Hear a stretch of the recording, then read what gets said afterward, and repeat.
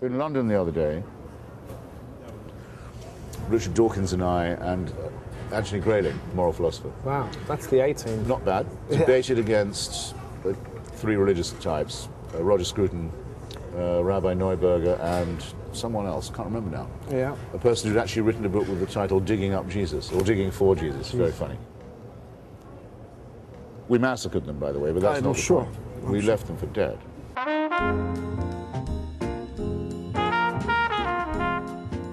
Christopher Hitchens is a man of strong opinions. I don't love my enemies. That's why I think Christianity is immoral. His subjects have ranged from Iraq to Thomas Jefferson to Mother Teresa. Millions of secular people thought Mother Teresa was a saintly woman, instead of the douchebag and liar and thief that she was. His latest best-selling book addresses one of the most famous cultural figures of all time, God. The beauty of science hugely outranks the charms of superstition. Are you not just a little bit scared of this, imagine that completely rational world? The idea of living in a world that had too much hyper-rational is not enough of a threat.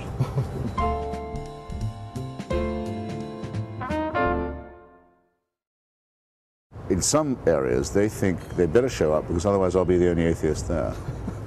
And everyone who thinks that turns up, and this is hundreds of people. And they say, oh, I'm not the only one. I've been doing this for whatever it is, more than 30 years. I mean, if there was a persuasive argument, either for the existence of God or his intervention in human affairs, benign intervention, I mean, I honestly do think I would know of it by now. I would have heard it. I've had to confront it. These people are nothing like as confident as they look, and nothing like it. You ask them what they think, you get a different opinion with each person. They have no dogma, no uniform monolithic at all. Same with the Catholics, increasingly. You say, well, so you believe in virgin birth? Well, no, not really. It's it's like the life of Brian. Right, so one by one they just get It's a la carte. It's a la carte. It's very much like the life of Brian, which I still think is the funniest and maybe cleverest film ever made. Blessed are the cheesemakers? Well, no, it's not supposed to take it literally. I mean, it's a reference to anyone in the dairy industry. It is. That's true, that's what they're like. Yeah, and the Palestinian Liberation Front is very prophetic Judea. as well. Yeah, no, People's Front of Judea. People's Front of Judea. And the Judea People's Front. Splitters! Yeah. What have the Romans ever done for us? Well... Yeah, they were right about a lot of things. It's in the interest, you see, of a lot of liberals, especially in the Northeast, who are slightly snobbish, to be frank about it, to believe that there is this huge fascistic force in the rest of the country, because it enables them to write to all the Jews in New York asking to give them all their money for the Democratic Party. And it always works. You always terrify the Jews with this. It's a racket also, actually, I think that, frankly, I do. When the Democratic National Committee runs out of fundraising schemes, they write to the Jews again and says, if we lose, the Christian right will take over the country, which it will not. It cannot do that. It can't do that? It's impossible. You could not govern. The great thing about the United States is no one group is strong enough to dominate it. But we've been... Certainly not this crowd. And the last time they did, they never recovered from their victories, which were prohibition and banning Darwin in the schools in Tennessee. They had two great victories in the 20s. They have never recovered from their success. I think dialectically, you see. Right. That's the advantage I have over non-dialectical people. So how did this come to be the received wisdom in the last 3 or 4 years that they are running? It's a liberal dogma, and it's also, I'm afraid, it's something that, in my experience, it's something for people to say when you say, look, we are in a fight with religion, we better get used to it. Secular values need to be defended. We are being attacked by a theocratic, fascistic, fanatical movement. A lot of people who don't fight on that would rather not have it. Buy some time by saying, well, yeah, okay, but if you're against theocracy, surely Bush is a theocrat too. Oh, come on, it's me you're talking to. Please. But they do. For them, it sort of postpones the evil hour when they might have to make up their mind. So that's another factor. And then, these people are a huge pain in the ass. But they're laughable. They're laughable, really. I mean, Falwell and Robertson were media clowns. There's a point there that there is a theological motivation to both sides in this big Well, yeah, there is. There could be. There could be. War that we're in. If the secularists say that's true and say that they're neutral, then it will be true.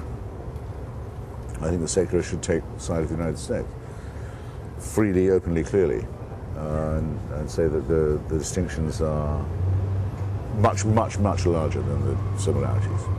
People are just generally fed up with being lectured by clerical bullies, and I've had enough of it. They don't like it when the president says, "God bless America." You don't have to say that at the end of the speech. Just shut up. Finish the speech and shut up. We don't like it. Why are you doing this? They don't like the settlers on the West Bank trying to bring on the Messiah with our money. They don't like any of this. I mean, they used to think they have a quiet life and just live freely on the benefits of the First Amendment Constitution. They're not. In the Enlightenment, they can't do it now. They have to fight for it. Good. How are you ever gonna be able to replace that feeling of comfort that people are able to take? You can't, but you can keep it. You can make them have it privately. You can arrange it so that they say, "All right, I'll believe it," and I teach it to my children, but not in the school my kids go to. You can't do that. It's in the home.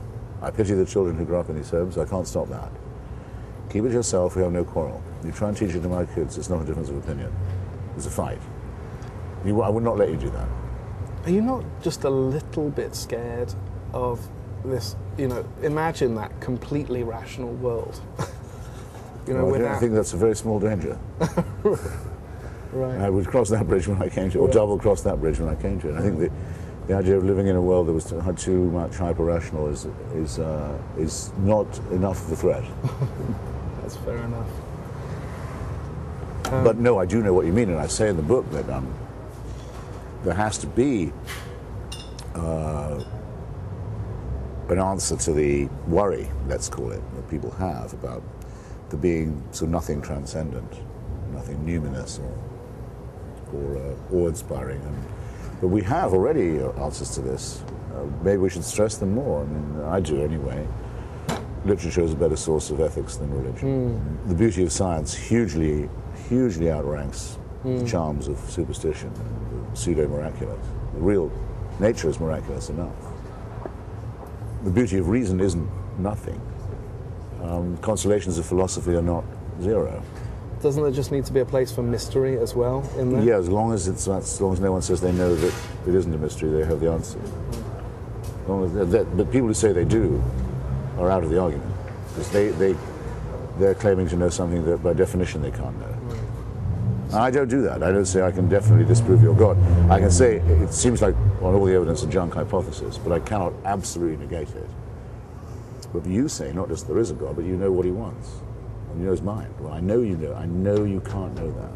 It's not a matter of how clever you are or educated. You can't know it. Why do you claim to? Because you think it might give you the right to tell me what to do. Well, that.